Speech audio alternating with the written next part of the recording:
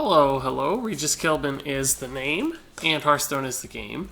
And today we're taking a look at my League of Explorers budget Warlock deck. Now this is really an aggro deck, kind of in the style of a zoo deck. It's all about getting efficient minions onto the board, buffing those minions, keeping minions around, and trading efficiently in the early game before finally pushing through for lethal damage with a little bit of burst options and some big scary minions at the top of your curve. But I said this was a budget deck, and what that means is that if you have League of Explorers expansion already, and you just bought the adventure because you thought it looked fun and it was the newest one, and you're looking for a way to use some of the cards in that adventure, this is a deck that will help you do that. There were a couple great new Warlock cards in the adventure, and combined with some other budget options, up to 500 arcane dust that you might craft to complement those cards, you get a list that looks something a little bit like this, and that is quite competitive for a beginner player. Now that said, this deck will never carry you all the way to legend rank. It makes far too many concessions to budget cards, but it will get you started and might even allow you to play up to something like rank 10. So let's just go ahead and take a look at this list card by card to see exactly what each card does in the list and why it's here and what its goal is to accomplish and how it suits the play style of this list, which is getting minions out early and trading into the board. So up first is Soulfire. This is a 1-mana spell that does 4 damage, and it discards a random card as a penalty for that highly efficient damage. This card's really mostly about burst at the end of the game. You don't want to use your Soulfires too early because discarding a card is not good when you're trying to get out onto the board quickly. So you want to use these late in the game, and ideally Power Overwhelming is also another option to use as this kind of card. Right here, Power Overwhelming. But it costs a little bit more to craft, and Soulfire still meets the needs of this deck for the most part. So we're going to get by with Soulfire for now, but certainly look to upgrade to Power Overwhelming eventually because it does a similar kind of thing. Soulfire, though, doesn't require a minion to be on the board to do damage, unlike Power Overwhelming, so it can actually be advantageous in some ways as well, as long as you do save it towards the end of the game when that random card discard isn't quite as penalizing. So you can also use Soulfire to clear a minion if it gets in your way or it's something that really threatens your board, but mostly look to send it to the enemy face. Abusive Sergeant is up next. This 1-mana 2/1 is what I would call the best 1-drop in the very game. I think I even said that in my top 1-mana cards video. Not only is the 2/1 stat allocation pretty good because it trades up efficiently, but the battlecry is incredibly strong, and this deck does have some battlecry synergies with Brann Bronzebeard, so it gets even better from time to time. This allows you to do things like trade up an acidic swamp ooze into a sludge belcher, right? You can give everything a little extra attack to get through a taunt, or just add up for extra damage or make efficient trades. After that is Flame Imp. This is really just a value 1-drop. You want to get out onto the board super early with this deck, so we do include a number of different 1-drops to make sure that your curve is smooth. Not only do these give you a turn 1 play, but they can also just help you fill out your mana curve so you aren't floating a mana from turn to turn, and you can load up more minions more quickly. Now Flame Imp has a downside. It does 3 damage to your hero. That's not awesome, but it's not too penalizing in this deck just because we don't really care about our own health. Our health is just a resource that we're using to buy time so that we can get minions out and do damage and swarm the board. So we're willing to sacrifice some health on our own hero to get a really strong, high-value minion out on turn 1 that trades really well and piles on damage if it's left untouched. Up next is Voidwalker. This 1-mana 1/3 is kind of the opposite of Flame Imp. In a way, it's really more of a defensive 1-drop to help protect cards like Flame Imp. You don't want them running their shielded mini-bot into Flame Imp and killing it instantly, so your Voidwalker can deny those trades and allow Flame Imp to get more value. It's also good just protecting all your other great strong cards like Brann Bronzebeard or something that you just don't want them to kill, and it can really delay them, and it can even save you games if it's something like a Druid who's got the combo in hand and you're at 14 life and you need a last-ditch save. Voidwalker can provide that, getting in their way, installing them, and buying you a turn or two to win the game. After that, Acidic Swamp Ooze. This 2-mana 3/2 is a free card, and it's an awfully good one as well. It's really one of the best free cards in the game by my mind. The stat allocation is fine for a 2-mana card as a 3/2. That's strong and threatening. But the battlecry here is what's really fantastic. Some weapon classes can be particularly troubling for zoo-style decks like this, If a warrior gets a Fiery War Axe out too soon, it can really just wreck your board and deny all that board presence that you really need to synergize with. So Acidic Swamp Ooze denies that and just reduces their value overall. So it's a nice strong card to tech into the list, and it's free. Dark Peddler is the first new League of Explorers card in this list, and it's a really, really good one. The 2-mana 2/2 body is not particularly amazing in its own right, but it's just fine. The Battlecry is where this card really gets strong. It allows you to discover a 1-cost card, which is really good in this deck because sometimes you do like cheap minions to fill out your curve. So on turn 3, this is a nice solid turn 3 play. You get a good minion. But also, Warlock just has a lot of really good 1-cost cards. Mortal Coil can be great from time to time. It might be exactly what you need to clear a minion and refill your hand. Soulfire and Power Overwhelming are tons of damage. Even Corruption can get you out of a pickle if there's a really big minion you have no other way to clear. And then, of course, your minions can all be strong from time to time. And then when it comes to neutral minions, these are all also, on average, quite good in this deck. And depending on your needs or your wants, Dark Peddler can provide exactly the card that you're looking for. So sometimes he'll whiff, but more often than not, you'll find something very, very valuable. Up next is Iron Beak Owl. This 2-mana 2/1 is another Battlecry minion, but this time it's a silence effect, and that allows you to silence off any card text from your own minions or more primarily the enemy minions. And that's great for getting through like a taunt that might be denying lethal damage. It's great for just getting rid of something really scary like a Twilight Drake that has a lot of health, and you can silence it down to 1 health. So there's a lot of utility in Iron Beak Owl. It's just a really strong common card that fits into so many different decks, including this one. It won't always be a great turn 2 play as a minion itself, but if you can get some extra value, even silencing off like a Divine Shield from a shielded mini-bot to set up a trade, that might not be a bad play depending on the rest of your hand. After that is Jeweled Scarab. This is another new League of Explorers card. It's a 2-mana 1/1, which is pretty terrible as a stat and body allocation for its cost. But the Battlecry is very, very good. Battlecry's Discover a 3-cost card. And if you look at the 3-cost cards from Warlock, some of them are really not very good, like Sense Demons or Felguard. But there are others which aren't too bad. Void Terror can be good in good situations. Imp Gang Boss is almost always perfect for this deck list in particular. Shadow Bolt can meet a need. Demon Wrath and Drain Life aren't that great, but they might suit a need from time to time. And then there are also some good neutral options as well. So it can do work. It's just nice that it's a free way to refill your hand without needing to life tap. And it also combos really, really powerfully with Brann Bronzebeard. Any of your Discover effects like Dark Peddler or Jeweled Scarab, if Brand's on the board, they get to discover twice. And that means 2 cards for the cost of 1.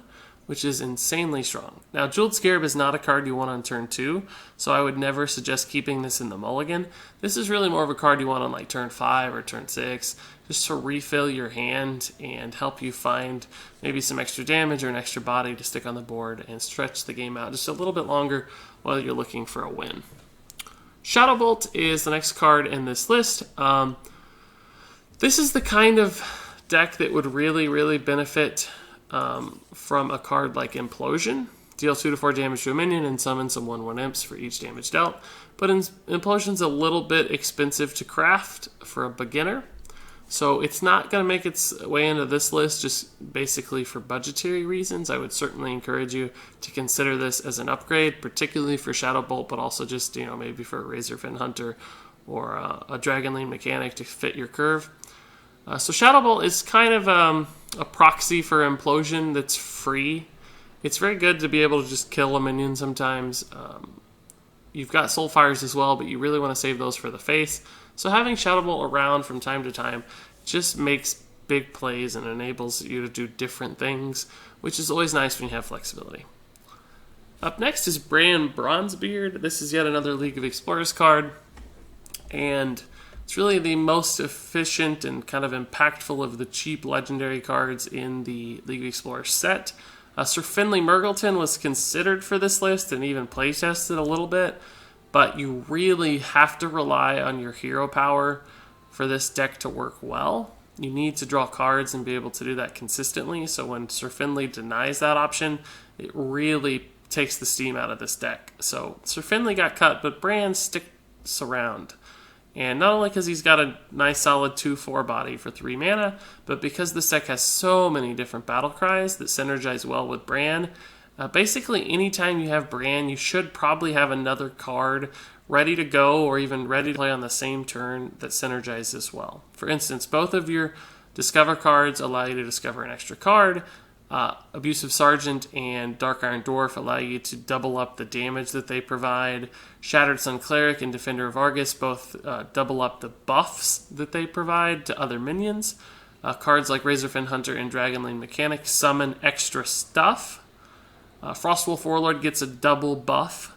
Stormpike Commando does double damage from his battlecry. Now that said, Iron Beak Owl and Acidic Swamp Ooze won't really benefit from Brann, and Flame Imp will actually benefit in a negative way, so you have to be careful there. It can do 6 damage to your hero if you're not careful, so make sure to get the ordering right anytime you're playing those cards around each other. Sometimes you might still want to play Flame Imp with Brann on the board just because it's worth the 6 damage, but just be careful and think critically about those decisions. So up next is Razorfin Hunter. This 3 mana 2/3 summons a 1/1 boar. This deck benefits from having minions that stick around and from having multiple minions thanks to all the different buff cards, and Frostwolf Warlord is kind of your big finisher. So cards that summon multiple minions and kind of split their stats across 2 bodies are quite beneficial to the goals of this list. So if you look at Razorfin Hunter's stats, it's really like a 3/4 in total, which compares it to a solid minion like a Spider Tank. But splitting the stats is actually better than getting all the stats on one body in this particular list, but that's not always the case in every list. Shattered Sun Cleric is just one of the value buff minions in this deck that benefits from Brann, allows you to turn things like the 1/1 boar from Razorfin Hunter into a more valuable minion, and efficiently trade up and do extra damage and all that fun stuff that this deck's about. Dark Iron Dwarf is very much the same, but this buff is temporary, unlike Shattered Sun Cleric, so you're getting a little bit stronger body attached to it. A 4/4 can really do some work in a list like this if you get it out on curve, and allows you to trade up and make efficient plays, and combos well with Brann. Defender of Argus is similar to all these buffing minions. It's 2/3/4 mana, which doesn't sound that good, but if you have 2 minions on the board that Defender of Argus can work with, suddenly you're getting something like 4/5 in stats, plus applying Taunt twice. So if you're smart with your taunts, you can protect other high-value minions, you can deny damage from your opponent, and Defender of Argus really just lets you do a lot of different things very well in this deck and build up on that board presence that you've worked so hard to gather. Now this is a rare card, meaning it costs 100 Arcane Dust to craft, which is quite expensive for me on a budget list. Usually I'll stick to common cards, but this one's just so key to making this deck work well. Having those taunts and getting the extra stats is so important that it's worth it in this list, but also Defender of Argus is just a very strong card that shows up in a lot of different competitive Hearthstone deck lists. So I think if you craft this one, you're not going to feel too guilty about it because you're adding a very strong card to your collection. So I don't hesitate to recommend Defender of Argus to anyone for both this deck and for future decks you might consider. Dragonlane Mechanic is really just an upgraded Razorfin Hunter. It does a similar thing, gets solid stats out onto the board, and sets up all those other combos and plays well with Brann Bronzebeard. Frostwolf Warlord is really kind of your big finisher threat. It operates something like a Sea Giant in this deck. You're hoping to get like a 7/7 or an 8/8 out onto the board for 5 mana, which is very efficient, and that if your opponent doesn't have a response for it, it's probably going to kill them almost immediately over a turn or two. So it forces responses, it messes up your opponent's turns, it gives them awkward mana floating options and problems, and if it sticks, it can really do some crazy work. So that's why Frostwolf Warlord's here. And then finally, Stormpike Commando. This is a bit of an unusual card to see in a list like this, but the deck really just needed 1 or 2 late game, I wouldn't necessarily call them late game cards, but mid to late game cards that did something active. Frostwolf Warlord is a little bit more passive in that it takes a turn to really accomplish anything, but Stormpike Commando is immediate. Now the 4/2 body is almost useless for a 5 mana card, but there will be times when the battlecry on this is incredibly vital to set up your other minions that you've already developed and enable them to do things. Like maybe it'll clear a taunt, maybe it just hits the face for lethal damage. It comes in handy more often than you might think, and it also synergizes quite well with Brann Bronzebeard, because this will do 4 damage, giving you something like kind of a poor man's fire elemental in this deck. Now, I do think this card is one of the most susceptible to upgrades and even alternative choices if you're not feeling Stormpike Commando. If you just go look at the 4 mana and 5 mana cards, you might just prefer a value minion like a Chillwind Yeti. Or if you do have like a different card that's stronger that you happen to just open in a pack, and maybe it's an epic or a rare quality that I wouldn't recommend in this deck, say something like an Azure Drake, or maybe even like a Bomb Lobber, any of these stronger cards in these mana slots, certainly consider adding those in for Stormpike Commando as well. You might just see some extra value. So there you have it. That is the League of Explorers Budget Warlock deck list. Now I actually want to see this deck in action, and we'll play a couple of games to show off how it works and see some mulligans and think about some gameplay decisions and just see it in action. So we're not going to compete at rank 2. This is not a deck that's designed to compete at rank 2 by any means. That's going to be all highly competitive players playing really refined decks.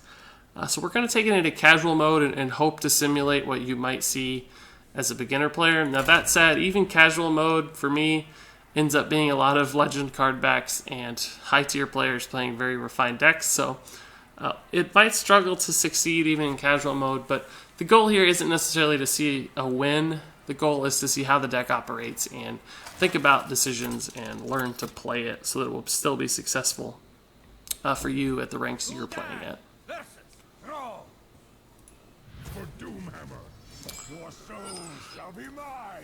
Okay, so this is an interesting mulligan. Now, these look like cheap cards. You've got a Jeweled Scarab and an Iron Beak Owl. They're 2 mana. You may say that's pretty cheap. I'll keep those. But really, realistically, those cards are just a little bit too slow right now. They do things later on that we care about, but we don't want them in our opening hand because they don't really contest the board all that well. On the other hand, it's fine for us to establish a Voidwalker on turn 1. Shamans can get pretty scary stuff happening really quickly with lots of damage, so that might deny something for a turn or two. And Dark Peddler is going to be a nice solid turn 2 follow-up that might also enable a turn 3 play. So Frostwolf Warlord's a little slow. That's not something you want to see in your opening hand, but we do have some things to work with, so it should be okay. So this is exactly what we meant with our Voidwalker. This is a pretty clear play. It's going to deny that Leper Gnome. Potentially he might Rockbiter it down, but either way, it's going to save us 3 health for 1 mana. Okay, so this is definitely an aggressive shaman that's looking to burst us down. And that's a very slow turn for him to develop a no minion and play Ancestral Knowledge instead. He's overloading his turn 3, so he can't even Lava Shock. He's going to have 1 mana to work with next turn. He didn't get a minion. We get a free trade here. We're also developing a minion of our own and setting up turn 3.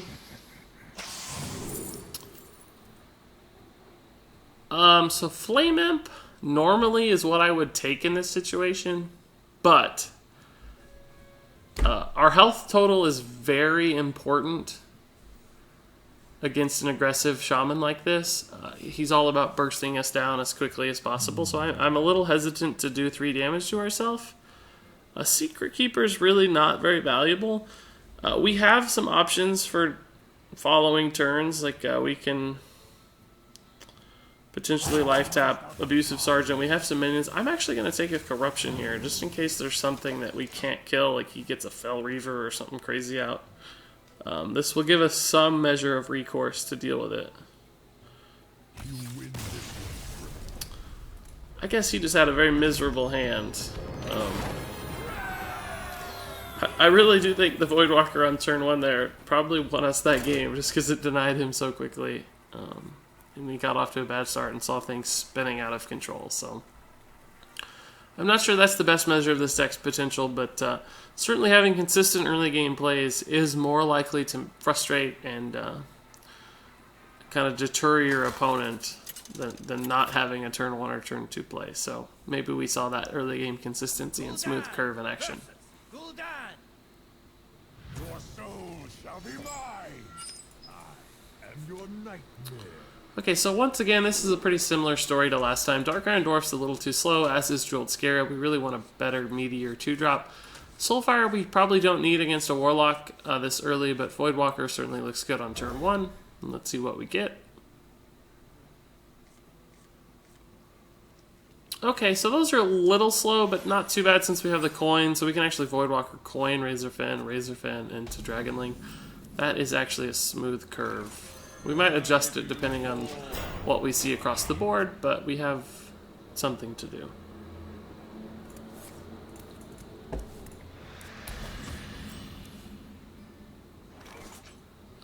So this is a Warlock. He life tapped, but that doesn't really tell us anything just yet. I have a feeling it's like a Reno Warlock as opposed to a Zoo Warlock, kind of like us, or a more aggressive Warlock. I'm going to do this instead of developing the Razorfen. It's kind of similar in what it accomplishes, but it's a little bit more damage faster. So if we can apply the pressure, we could maybe just run over this guy before he has time to get a Reno Jackson down and full heal. So that doesn't tell us a lot just yet. I'm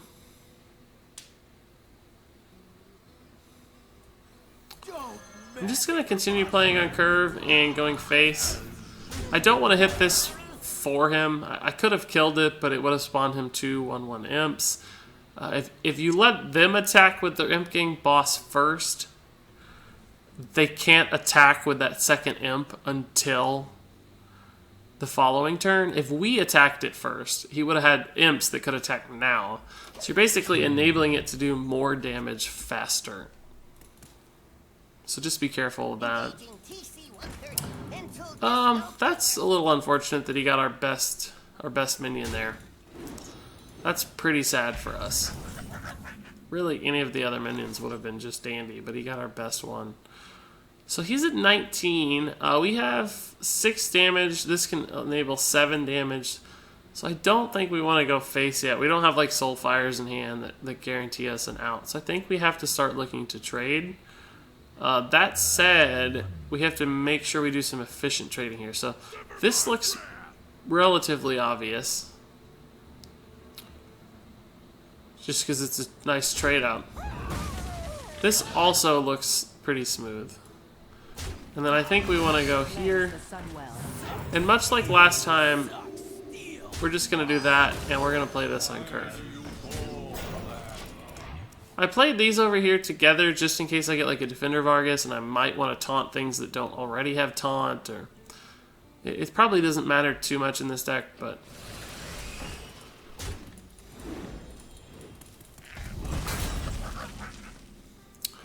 So I think we just have to Frostwolf here. This is a nice smooth curve. We can't coin anything out that's beneficial. So let's go ahead and do this. Now we have to think about how we're going to trade here. I think we want to trade... Push forward. I think we want to kill this. Trade here. And trade here. The reason I did that is that we limited him to 1 minion that has to go through a taunt very awkwardly. So we got double the value out of this. We killed his pretty high value Imp King boss, and we still threaten 10 damage on the board as it stands.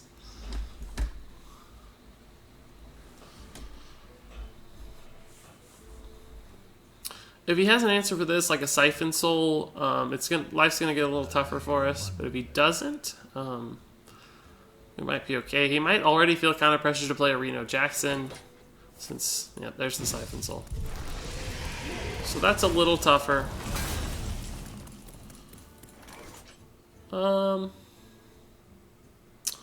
We have 7 total mana. We can just reload the board and look to life tap next turn. We haven't seen any area of effect spells from him yet, which is a little disconcerting. So many possibilities. Just me and Mr. Fight. I'm not going to make this trade here for him, much like we discussed before. It just allows it to attack twice. He gets a clear here if he wants it, but everything trades pretty well, so it doesn't really matter what he kills, and I don't really care either. This, to me, is really not any more valuable than this. Plus, we don't know what's going to come out of that thing, so we really don't want to risk it. So you must have Shadow Flame, Hellfire. Okay. That's kind of scary. Might deny a lot of stuff for us. So I don't think he would have life stepped there if he didn't already have Reno Jackson, so I'm pretty sure he has Reno. I don't want to send this out to die for free, so I'm going to play the Jeweled Scarab first. Arcane Golem. Okay, let's go ahead and take the Arcane Golem, just because we might want the damage. That's 6 damage there for 8 mana. I'm going to life tap. Man.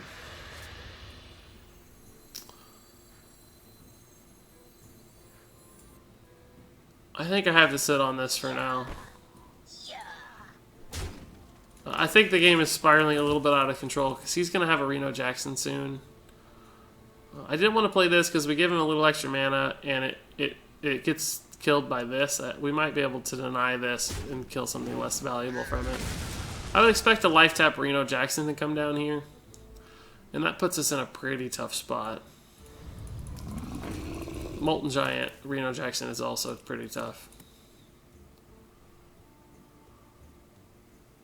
Shields up. That's also pretty tough, needless to say.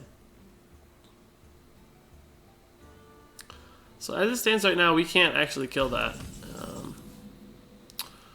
Does that allow us to kill it? No. Either way, we're going to be at 7 damage. It's 3. I'm going to life tap first to see what we get. That's not particularly helpful.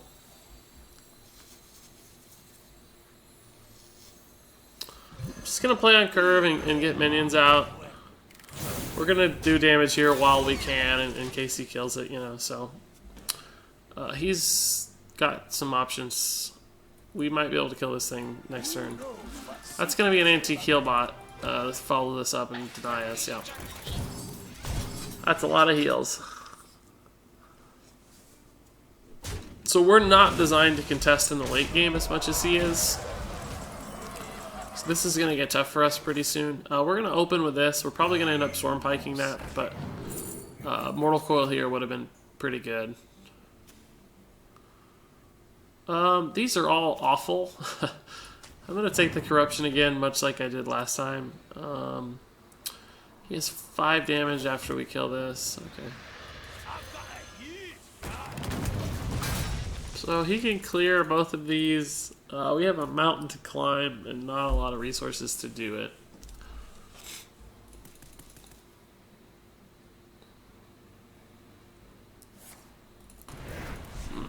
That's pretty tough. We don't have an answer for that.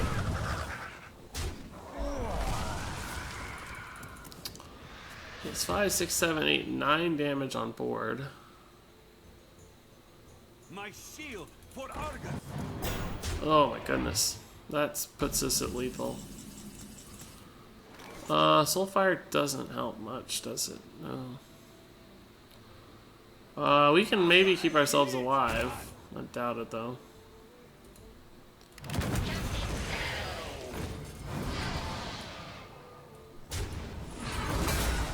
I used the Corruption there just because I want to make sure I got value out of it this turn.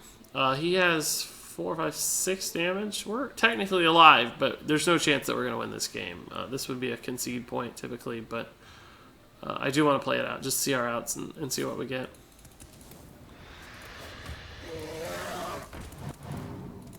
That Brann value, man.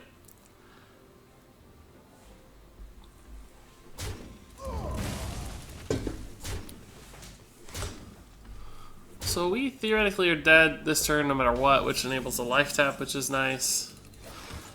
Okay, this is something to do. We can see what happens. None of those help us at all. So this game's over. We'll let him finish it out. I don't like to concede if I don't have to.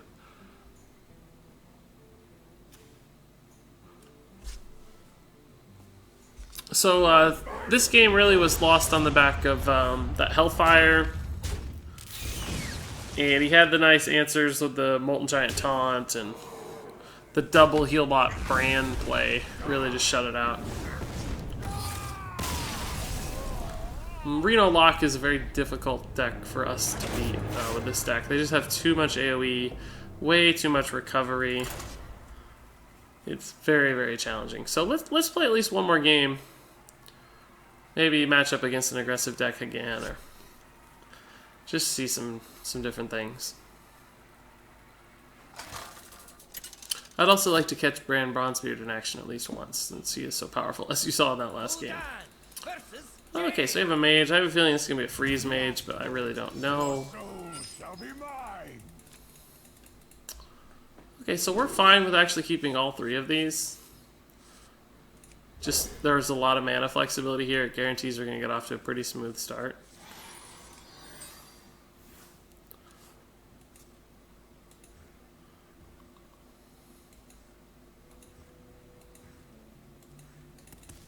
Depending on what kind of deck this is, it could change what we play.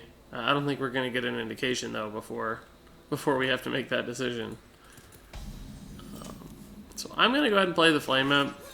I'm not going to coin out anything else, because that might mean we either float a mana or have to life tap next turn, which we don't necessarily need to do. Might be able to coin out like a 3-drop that's impactful.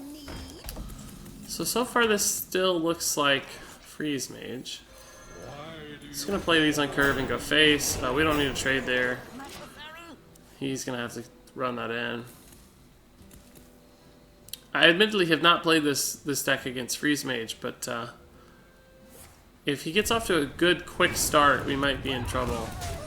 We need to really pressure as hard as we can. Since we have 2 minions here, and we have a lot of 4-drops, we definitely want to coin. And you could Dark Iron, but since we know we have 2 minions and we don't know that we'll have 2 minions in the future, I'm actually going to Defender. It also denies the ping on the Voidwalker here, if you wanted to ping it, so that might have been important. And we could always still just play the Dark Iron next turn and still add in damage, so... we need to think about Doomsayers. Get Frost Nova Doomsayer next turn. Soulfire's not enough to kill it. So I think we just have to hope that he doesn't have it and reload next turn. If we play around it too hard, we're going to lose. And we actually are threatening lethal this turn as well. So we have 6, 8, 10, 14. I guess we're not threatening lethal, but it's cool. So there's the Frost Nova Doomsayer right there. I'm going to life tap here, because I can't play a minion, really. Oh, we almost could have killed it there. I can't do that.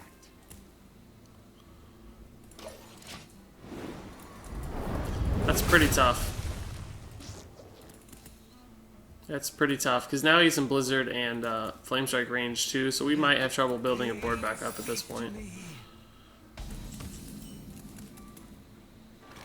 Yeah, so we would have drawn into lethal, by the way, if he hadn't cleared there or stalled. But that's the whole point of Freeze Mage. It's not like he didn't know that. I want to save our Stormpike for later if we can do maybe some surprised face damage. I think here we just load up the board. I don't like taking extra damage against a Freeze Mage that wants to burst us down, but we have to get stuff out. Flame Strike here is bad. Blizzard, of course, is really bad.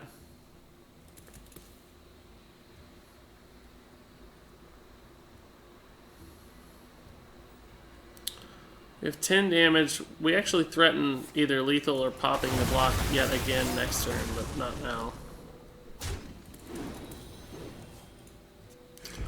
So his hand's a little low on cards. I'm going to start here instead of with the Dragon Link, just see what we get. These are not very good. These are identical, essentially, so I'll just take whichever. I guess I'm going to Blood Knight life tap. Let's life tap first. Yeah. It just, the mana worked out a little better, and now it's nice because we do have 2 turn 4s for turn 8, so I'm glad I did it that way.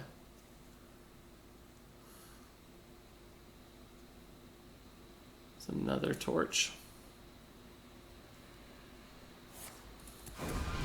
You really should not be using single target removal on a 3/3 like this. I don't think it's threatening him that much.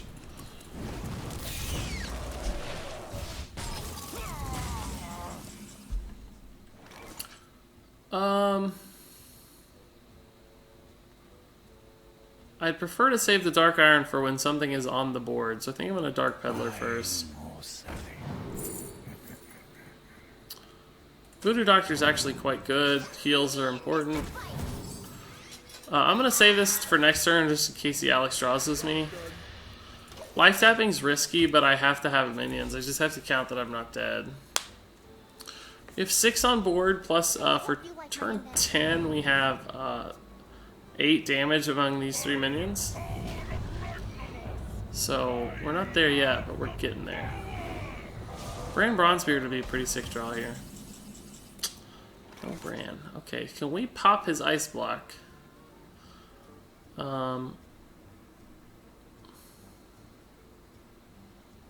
Maybe, but first I need to Deal.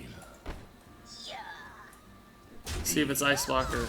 I don't think we've tested. It's actually ice barrier. Okay, so we definitely can't get through ice barrier.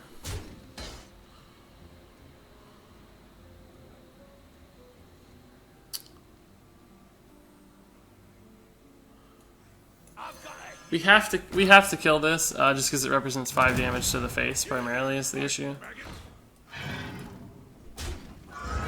So he got 1 cost reduction. We've seen a Frostbolt and a Torch. We have not seen Ice Lance or Fireballs. I'm doing math on life tapping here. I think I just gotta do this instead. I think I have to go for the Soulfire to kill him as opposed to the Voodoo Doctor for heals. I don't think I'm dead this turn, but we're getting close to having enough damage to burn him down. We have 8, 10 in hand, plus 8, 10, 12. So we have 22. He's at 21. If somehow he magically doesn't clear our board, or Ice Block, or whatever, we have a shot here. If he gets greedy.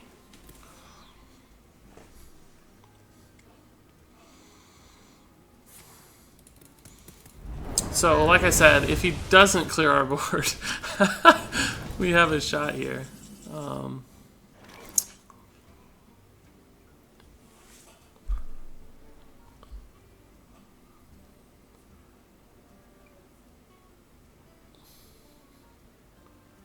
I think I'm going to life tap.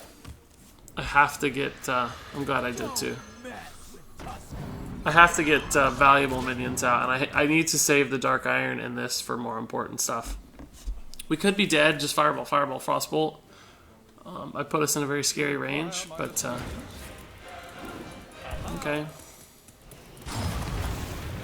He's got 2 Fireballs we know of, at least. He's got more than that. I don't think there's an out here.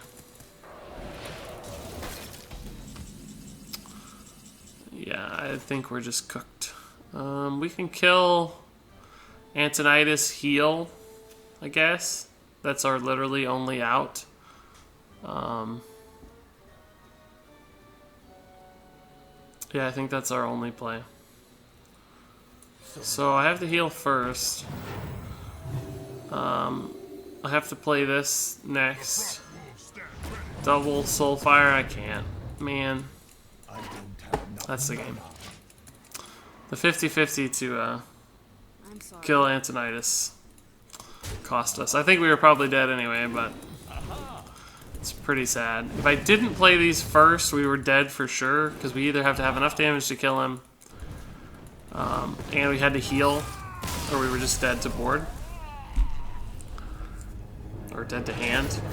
So, I think that's the right play. I could have increased my odds of not discarding the other Soulfire slightly. It would have been a 33% chance to discard it instead of a 50. But I don't think playing to lose was the right option there. So, I think we made the right play. Just a little unlucky, and I think we're probably dead anyways. It didn't matter, but certainly something to think about. So, I actually think that conveyed the deck pretty well. We didn't really win a legitimate game, but as I said at the beginning, we're playing some pretty tough decks here. We saw the Thorson and the Antonidas and all that the tough stuff. So, hopefully you still learned kind of what the deck is about and how it works and how to think about gameplay decisions and focusing on getting minions out first and doing damage later and focusing on buffs and when to buff and all that fun stuff. So, this is the League of Explorers Budget Aggro Warlock. If you have any questions about the deck, please do feel free to leave them in the comments. I'm always happy to answer questions or recommend card upgrades as needed for your specific list or collection. Please do subscribe if you enjoyed the video. We've got lots of other League of Explorers budget decks in the past, and I'm always creating new deck guides for both beginners and intermediate and even advanced players. So feel free to subscribe and enjoy that future content. Thanks so much for watching, and until next time, game on.